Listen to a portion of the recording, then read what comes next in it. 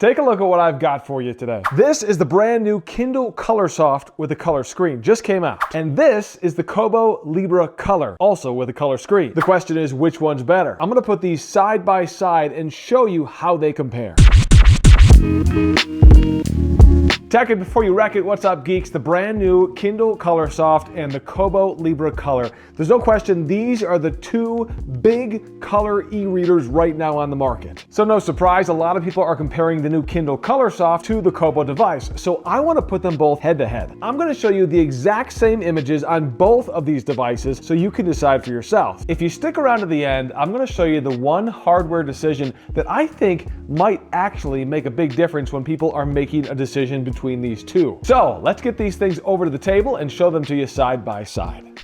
Okay, so this is the Kindle Colorsoft on your left-hand side and the Kobo Libra Colour on the right-hand side. And the first thing to notice is that the screens are almost exactly the same size. Taking a closer look at the Kindle Colorsoft. Now, I did a further deeper unboxing and first look at this. You can check that video out for yourself.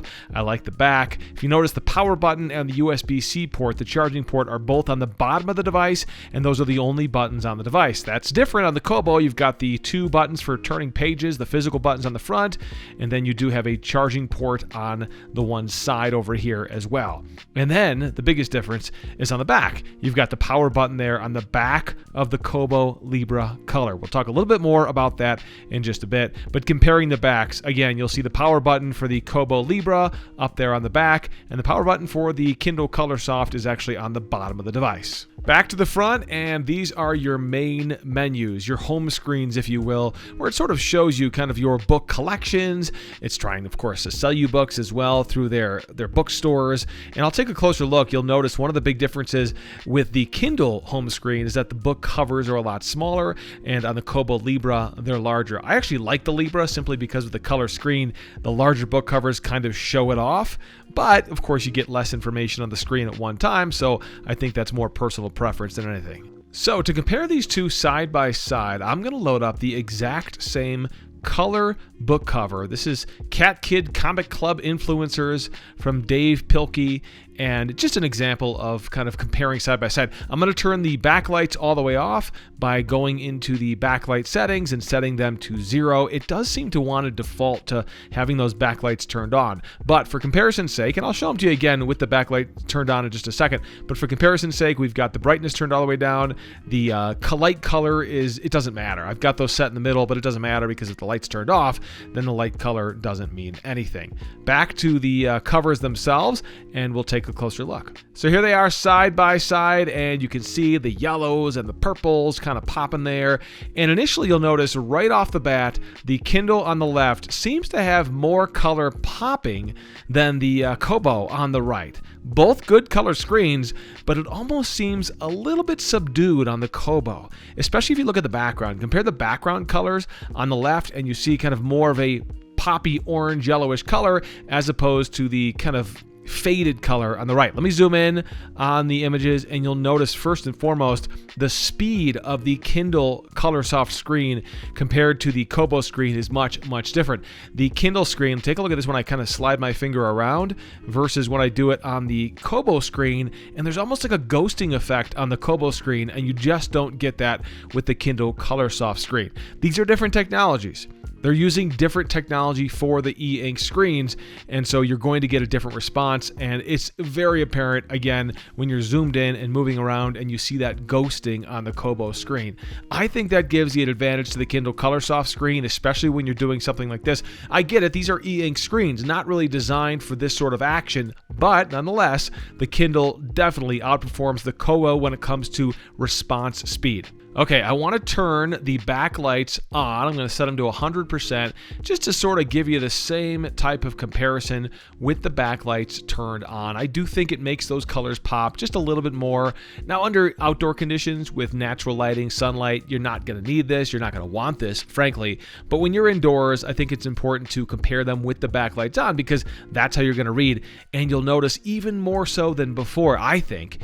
And the naked eye versus what you're seeing on video is pretty similar. The Kindle Colorsoft colors just pop a little bit more. They almost seem more vivid. I'd love to know what you guys think. Comment below on that. Take a look when I get a closer look at the Kindle Colorsoft and a closer look at the Kobo. Both images actually look really good. Both very detailed. I just think the Kindle has a little bit more vibrant colors to it side by side. I think you can see that, especially when you compare the background images of these covers right next to each other. And I'll set these down side by side just so you can get kind of a better look. Again, I'll zoom in just like I did when I had the backlight turned off, and you're going to get kind of the same idea here. The refresh rate on the Amazon Kindle Colorsoft seems to be faster. I do see some of that ghosting now on the Kindle Colorsoft now with the backlight on. There's ghosting on both screens, but I still feel like even with that ghosting, that the Amazon screen is a little bit more responsive than the Kobo screen. I'll turn the backlights off again, and you can get that look at the screens and the colors with the backlights turned off side by side. Same idea here, guys. Do you see what I see? Are you seeing those color differences that I see? I think so. Is it a better technology? Maybe yes, maybe no. Certainly different technologies. Back to the home screen now, just to give an idea of what those home screens look like side by side with the Amazon Kindle Colorsoft on the left and the Kobo Libra Colour on the right. Okay, I do want to jump in and show you text side by side because, of course, the color covers are cool, but most of the time, most people are going to be looking at text. And it's interesting. Now, every book might have a little bit of a difference here. They're all going to use different fonts and whatnot. And you can see those side by side. They both do a great job when it comes to black and white text. I think, just in this quick observation here, the Kobo has maybe a little bit of a clearer text display than the Amazon Colorsoft. I don't know. Are you seeing the same thing I'm seeing? It's kind of hard to tell. They both look great, to be honest with you, and it's definitely going to be personal preference. But I do think that the Kobo maybe looks a little bit more like a real printed page compared to the Amazon Colorsoft on the left. I do want to show you one major design difference that you won't really see in those straight-on pictures when you shop for this on Amazon, and I think everyone should know about this. So this is the Kobo Libra Colour, and notice how the screen is indented with the frame around it. Kind of that classic old school e-reader look where the screen is kind of just set down a touch from the case itself. As I put that to the side, you'll be able to see it a little bit better. Now, is it a big deal? No, but you should know that there is in fact a lip there. And any sort of navigation where you're sliding up from the top or the bottom, although the Kobo doesn't really lend itself to that, but it's gonna feel weird because your finger's running over sort of this drop in the texture from the surroundings into the screen. The Amazon Kindle Colorsoft is totally different. It is 100% flush. It almost has a touch screen on top of the whole device. Let me put them side by side here, just so you can see exactly what I'm talking about. Again, deal breaker? No. So on the right, you see the Kobo Colorsoft with that lip, and on the left, you see the Amazon Kindle Colorsoft with these just smooth 100% flush top to it.